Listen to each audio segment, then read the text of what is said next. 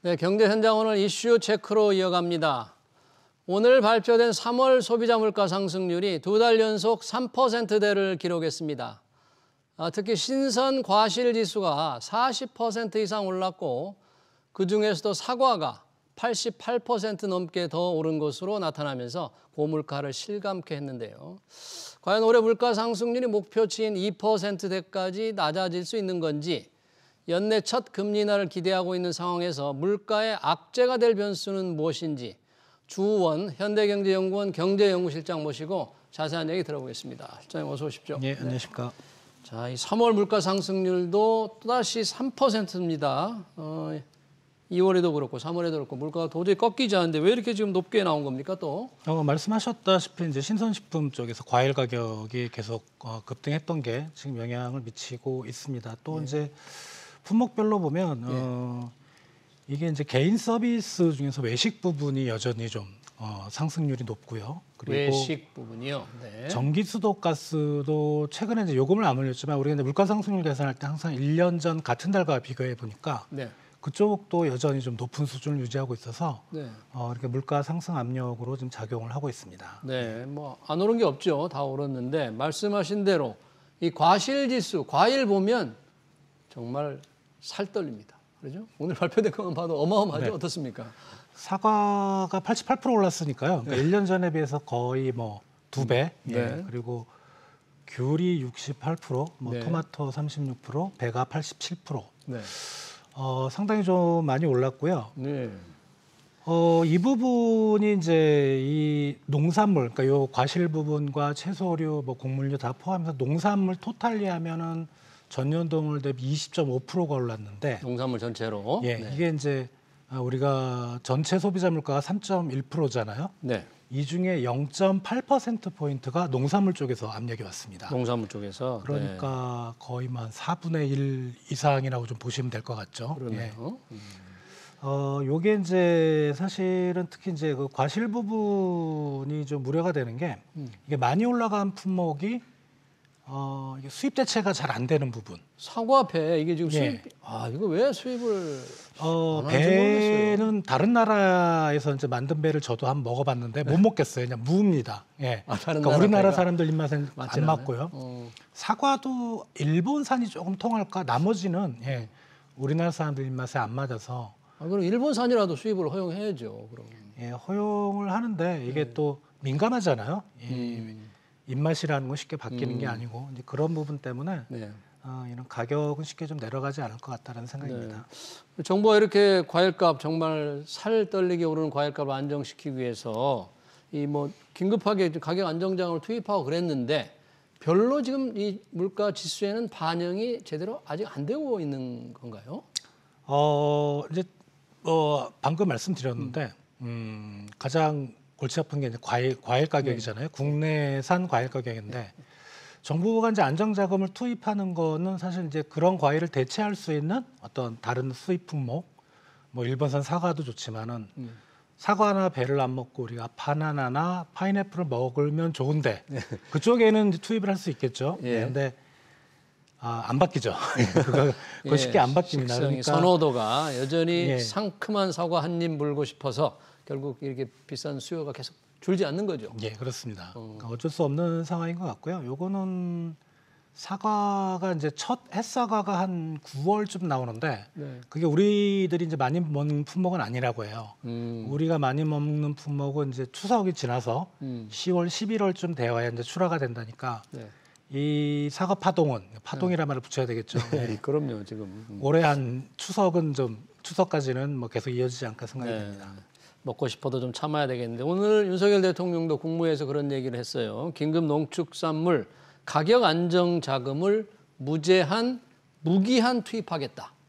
무기한 투입하겠다는 이제 이런 의지를 밝혔는데 이런다고 해도 잘 가격을 안정시킬 수가 없다는 얘기 아닙니까? 지금? 그러니까 뭐 특정 품목에 대해서는 좀 안정될 가능성이 있는 것 같아요. 뭐 이렇게 관세를 확 내린다든가 또 이제 유통 구조가 이제 뭐 사과배는 그렇다고 하더라도 사실 바나나 가격은 세계 주요 90 몇 개국 중에 우리나라 가격이 제일 높거든요. 우리나라가 그거는 이해가 안 되는 부분이죠. 그러네요. 예, 뭐 바나나 네. 작황이 안 좋았다고 하지만 네. 그럼 다른 나라 수입하는 바나나는 어디서 난 건데 이렇게 네. 얘기를 하잖아요. 그러니까 이 유통 구조가 네. 생각보다 좀 독과점이라 그래요. 음. 그러니까 큰 다국적 기업이나 국내 기업들이 예. 과점 형태로 들어오기 때문에 거기서 가격 경쟁이 안 되는 이제 그런 부분도 좀 있고 그래서 이런 수입 가격, 과일 가격을 좀 안정시키기 위해서 직수입도 좀 최근에 많이 좀 하고 있다 그래요. 직수입. 예, 그러니까 네. 농산물 유통공사 쪽을 통해서 네. 이제 그런 쪽에 좀 자금이 들어갈 수 있고 또 이제 관세를 내리면 아무래도 그만큼 그거는 이제 정부의 세수가 주는 거니까 거기도 자금이 들어간다고 봐야죠. 이제 그런 쪽으로 유도를 하고 있는 것 같습니다. 지금 화면을 보니까 사과, 감자 세계 1등이네. 바나나까지. 1등 하는 게 좋은 게 있는데 이건 정말 1등에서는 안 되는 가격인데 가장 비싼 거잖아요. 감자가 왜 이렇게 우리나라에서 가장 비싼지, 사과는 왜 그런지 정말. 예. 일단은 사과는 아시다시피 작년에 다른 데는 집중호우 없으니까. 때문에 네. 좀 뭐 사과 공급량이 확 줄었고 근데 감자는 제가 조사를 해보니까 네. 작년에 늘었어요 생산량이. 작년에 늘었는데. 예. 가격이 올라갔다는 건 딱 한 가지 이유밖에 없죠. 뭐 수요가- 유통구조의 유통구조의 문제인 문제다. 거예요. 유통구조의 문제밖에는 지금 생각할 바가 없고 다만 이제 우리나라는 생산량이 늘었는데 작년에 세계 전체를 보면 감자 생산량이 그렇게 좋지가 않았던 모양이에요. 네.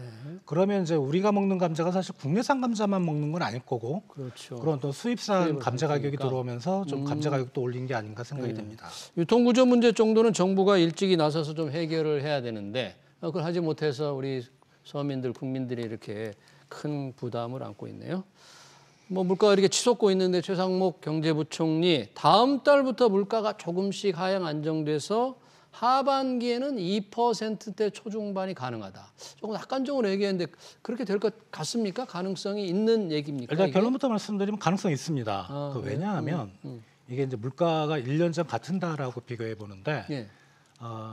설명드리기가 좀 복잡하긴 한데 작년에 어떤 물가 지수 추이를 보면 소비자 물가 지수 추이를 보면 1월부터 7월까지는 되게 좀 평평하게 좀 움직였거든요. 예. 그러니까 상반기에는 여전히 좀 3%대 좀 적게 나오면 2% 후반 정도인데 이게 이제 8월부터 갑자기 좀 급등합니다. 작년께. 아, 작년에 8월부터. 그러면 이제 올해 8월 물가는 작년 8월 물가하고 비교를 하니까 이게 올라가는 폭이 확 줄죠. 아, 이미 오른 수준에서 비교를 하니까. 예, 그러니까 아마 작년 8월부터 올랐던 건 이제 집중호우의 영향이었던 것 같습니다. 이제 그런 쪽으로 기저 효과라고 이제 보통 얘기를 하는데 그러면 그냥 지금의 추세를 가지고 한번 제가 그냥 확률적으로 좀 계산을 해보면 올해 8월, 9월, 10월에는 2% 초반까지도 나올 수 있어요. 아, 8, 9월에는. 그러니까 최상목 부총리가 했던 얘기는 뭐냐면 이거를 이제 염두에 둔 거죠. 그냥 자연스럽게 가면 8월부터 10월까지는 뭐 2% 초반까지 나올 수 있는데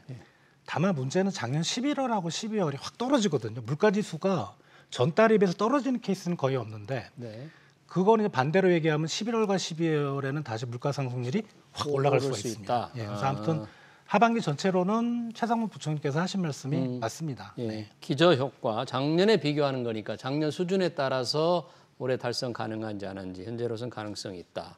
이게 물가에 영향을 미치는 변수들이 좀 다양하잖아요. 뭐 환율도 있고 국제 유가도 있는데 특히 요즘 환율 면에서 보면 원달러 환율이 굉장히 높아요. 이게 미국의 통화 정책과 지금 관련된 겁니까? 어떻게 지금 원달러 환율이 뭐 1,350원을 더 넘었죠? 어떻습니까? 네, 맞습니다. 이게 미국이 금리를 내릴 듯 하다가 계속 고금리를 유지하고 또 최근에는 뭐 상황에 봐서는 원래 올해 한 3번 정도 미 연준에서는 금리 인하하겠다고 FOMC에서 밝혔는데 뭐 3번이 안 될 수도 있다. 뭐 이런 얘기를 하니까 이제 시장에서 좀 화들짝 놀라면서 1,300원대 중반, 한 1,350원까지 지금 유지가 되고 있는데 다만 요거는 좀 개인적으로 일시적인 현상일 것 같고요. 아, 지금의 환율 상승은 그러니까 뭐 한 올해 6월 전후로는 미 연준이 금리를 이제 내리는 첫 금리 인하가 시작이 될 것 같거든요. 6월부터. 그때부터는 좀 해소가 되는데 문제는 4월 달이 우리나라 입장에서 4월 달이 약간 골치 아픈 측면이 있습니다. 4월 이달이 왜요? 왜냐하면 보통 이제 글로벌 기업들은 3월 말 기준으로 결산을 끊는데 실적을 하고 뭐 주총하고 해서 배당을 하는 시점이 이제 4월인데 아, 배당 달러가 들어오는구나, 쏟아져. 아니요, 달러가 나가죠. 나간다, 예, 배당 우리나라에서 나간다. 예, 우리나라의 외국 기업들이 아. 그래서 이제 그 수요가 좀 있는데 배당금 유출이네요. 예. 예. 그 경상수지 통계를 보면 4월 달이 유독 그런 배당금 수지 쪽에서 마이너스가 좀 크게 나오는 경향이 있습니다. 다만 이제 3월 달 환율과 4월 달 환율을 좀 비교를 한번 해봤는데 예. 최근 한 14년 정도 예. 그럼 2000 대략 한 10년부터 제가 비교를 해봤는데 비교를 해봐. 3월과 4월의 환율을 비교를 해보니까 7번은 오르고 7번은 내렸습니다. 그러니까 반반이에요. 배당으로 빠져나간 압력은 분명히 있는데 네. 이게 환율이 내려갔던 그러니까 지금처럼 높지 않고 내려갔던 해는 특징이 뭐냐면 무역 수지가 괜찮았습니다. 그러니까 수출 쪽에서 이걸 커버를 해주면 환율이 내려가고 막 커버를 못하면 이제 환율이 올라가는데 지금 수출이 이제 어제 나왔잖아요. 네, 좀 좋았죠. 예, 그래서 네. 배당 수지 쪽에서 환율이 올라가는 압력을 조금 해소할 수 있지 않을까. 그래서 아주 크게 걱정은 안 되고요. 다만 이게 미국 연준의 어떤 그 변덕스러움 때문에 시장의 불확실성, 그게 이제 심리적 요인이기 때문에 당분간은 1,300원대를 좀 유지하다가 일부에서 얘기하는 1,400원대 이상 가능성은 저는 높지 않다고 보고 1,400원대까지 뚫을 가능성은 아마 높지 여름 초여름부터는 이제 1,200원대로 내려가지 않을까 생각이 됩니다. 그렇다면 지금 물가에 미치는 환율이 물가에 미치는 영향도 그렇게 우려할 필요는 없나요? 그렇다면? 지금 기준으로 이제 우리 수입 물가 통계를 잡을 때 보통 이제 2월 달까지밖에 안 나왔거든요. 수입 물가는 이제 소비자 물가는 3월까지 나왔지만 2월에 보면 이제 전년 동월 대비 마이너스 0.2%예요. 예. 근데 이게 원화 기준입니다. 그러니까 환율이 반영이 된 거죠. 근데 달러 기준으로도 한국은행에서 통계를 발표하는데 달러 기준은 마이너스 4.8%입니다. 그러니까 이 말은 뭐냐면 원달러 환율이 그렇게 올라가지 않았으면 우리 물가를 수입 물가 쪽에서 마이너스 4.8% 내리는 압력. 그러니까 소비자 물가와 1대1은 대응은 안 되겠지만 그래서 지금 고환율이 수입 물가를 통해서 생산자 물가를 통해서 소비자 물가까지 영향을 주고 있는 건 분명한데 이게 이제 1,200원대로 내려가게 되면 작년 같은 달과 비교하면 수입 물가가 다 좀 빠지는 모양이거든요. 달러 기준으로도. 달러 기준으로. 그래서 이게 환율만 내려가주면 물가 안정에는 상당히 도움이 될 거라고 생각이 됩니다. 환율 변수 외에도 걱정되는 게 국제 유가예요. 최근 다시 어느새 또 올랐습니다. 이게 배럴당 80달러를 훌쩍 지금 넘어서 있죠. 지금 유가 어느 정도 되는지 물가에도 큰 부담이 되는 겁니까? 국제 유가가 지금 배럴당 한 80달러 후반까지 올랐고요. 브렌트유 보니까 87달러네요. 네. 그래서 뭐 WTI도 올랐고, 근데 유가 기준으로 보면 지금 4월이잖아요. 작년 4월에 84달러 정도 됐거든요. 그러니까 그거보다는 좀 올라 있는 두바이 기준으로도 한 3, 4달러 정도 더 올라 있거든요. 그래서 국제 유가는 뭐 아시다시피 우리나라가 뭐 기름 한 방울 안 나는 나라니까 이걸 다 수입을 해야 되고 이제 그런 부분 때문에 물가에는 상당히 악재가 되죠. 이제 문제는 예를 들어 이제 사과, 배 같은 가격이 올라가면 거기서 끝나죠. 안 사 먹으면 되는데 그렇죠. 국제 유가는 이제 원유가 수입이 되고 휘발유, 경유 그러면 이제 차량 운송비도 올라가는 거죠. 운송비가 올라간다는 거는 제품 가격에 반영이 된다는 거예요. 이렇게 파급 효과가 너무 크다는 거죠. 그래서 이거는 오히려 개인적으로는 이 뭐 지금 사과배가 문제가 아니고 유가가 올라가는 게 이게 더 물가를 안 떨어지게 하는 끈적끈적한 우리가 스티키 인플레이션이라고 하는데 끈적끈적한 인플레. 그거의 원인이 될 가능성이 있습니다. 이번 3월 물가 상승률 3.1%도 이 국제 유가 상승의 영향이 지금 다 담겨 있는 거 아니겠어요? 근데 이게 국제 유가는 이제 실제로 시장 가격이 형성되고 우리 원유 도입 수입 가격으로 시차가 좀 있습니다. 시차가. 시차가 있고 또 이게 그러니까 당일의 스팟 가격으로 우리가 거래를 하는 게 아니고 좀 장기 계약을 하기 때문에 아직은 물가에는 크게 담겨 있지 않다고 생각이 됩니다. 그러네요. 그러나 이 사과배는 안 먹이면 되지만 국제 유가가 오르면 우리 물가 전반에 안 쓸 수도 없고 전반에 영향을 미친다는 점에서 조금 걱정거리로 지금 남아 있겠다. 걱정을 해야 되겠다. 그런 얘기네요. 이런 물가 상황이라면 늘 이제 중시되는 게 우리 한국은행의 통화 정책입니다. 뭐 우리가 늘 얘기할 때 미 연준도 뭐 물가에 따라서 금리를 어떻게 낮출 것이냐 얘기가 많은데 우리 한은 통화 정책, 금통위의 이 금리 결정에는 어떤 영향을 줄까요? 이게?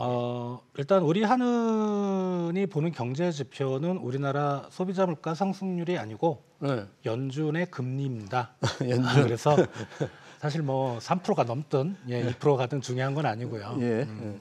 물론 이제 갑자기 뭐 우리나라 소비자 물가 상승이 4% 5% 가면 못 내리겠죠. 근데 그런 상황은 아니고 예. 연준이 스타팅을 하면 우리도 이제 내려야 되겠죠. 왜냐하면 지금 산업활동동에 이런 거 보면 수출 쪽 제조업 쪽은 괜찮은데 예. 서비스업, 소비 투자 쪽이 그렇게 생각보다 빨리 살아나지 않고 있거든요. 예. 이거는 원인은 한 가지밖에 없습니다. 뭡니까? 금리가 높으니까. 금리. 금리가 높으니까 소비 심리도 안 좋아지고 그리고 기업들도 그 높은 금리로 대출을 받아서 그 투자가 정도의 어렵죠. 수익을 낼 수 네. 있는 그러니까요. 투자처가 없잖아요. 네. 그런 것 때문에 내수가 살려면 이제 금리를 낮춰야 되는데 우리나라가 아무래도 이제 낮추긴 낮춰야 되는데 미국보다 먼저 낮춘다라고는 우리가 상상하기는 어렵죠. 먼저 갈 수는 없다는 거죠. 그렇죠. 그러니까 먼저 뭐 내릴 수는 없다. 6월쯤 미국이 내리면 우리가 한 7, 8월쯤 해서 예. 다만 이제 연준이 올해 3번 내린다고 볼 때 예. 우리가 3번을 내리지 못할 것 같아요. 우리는 왜냐하면 지금 정상적인 한국과 미국의 금리 차이는 뭐냐면 한국 금리가 미국 금리보다 높아야 되는 게 정상인데 우리가 지금 반대로 돼 있으니까 그렇죠. 역전돼 있는 그 거죠. 속도로 맞추다가는 안 되는 거고 그래서 3번까지는 아니고 우리 한두 번 정도 올해 한두 번 내릴 걸로 정도. 생각이 됩니다. 예, 한은의 통화 정책은 우리 물가가 아니라 연준의 통화 정책에 달렸다. 연준의 거의 의존돼 있는 거네요. 그걸 보고 연준이 올해 3차례, 우리는 한두 차례 한두 차례 정도. 그렇게 예상을 하셨습니다. 3월 물가 3.1% 과실지수 크게 오른 관련 동향 여기서 마치도록 하겠습니다. 지금까지 주원 현대경제연구원 경제연구실장이었습니다. 자, 고맙습니다.